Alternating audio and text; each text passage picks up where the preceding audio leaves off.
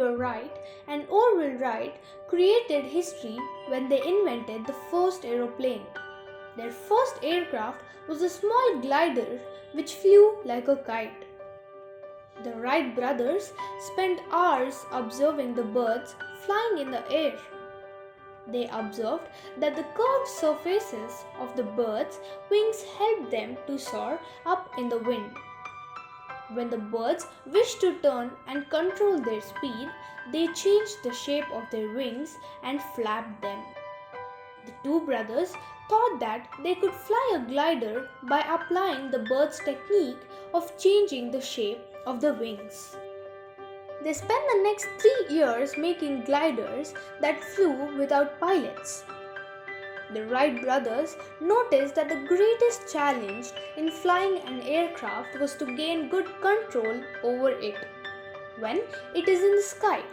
The two brothers were not afraid of failure. After managing a successful glider test, they built a big full-sized glider. They chose Kitty Hawk in North Carolina to test the glider because that place had a sandy soil, hills, and most importantly, lots of wind. Year 1900, they successfully managed to fly a huge glider with a long wingspan at Kitty Hawk. This time, the flights were both unmanned and piloted. It was the first ever glider that had a pilot. They next thought of building a bigger and better glider. The two brothers were so thrilled and excited about their new venture that words cannot explain their true state. In the year 1901, the Wright brothers managed to fly the biggest ever glider, but they had to face some problems. The glider's wings were not able to lift high enough and glider sometimes went out of control. These problems made them sad, but their adventurous spirit kept them going.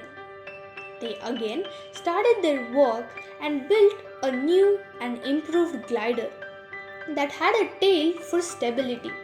The wings of this one were 200 meters long. In 1902, they tested the glider several times. This time, they used a movable tail to maintain the balance of the glider.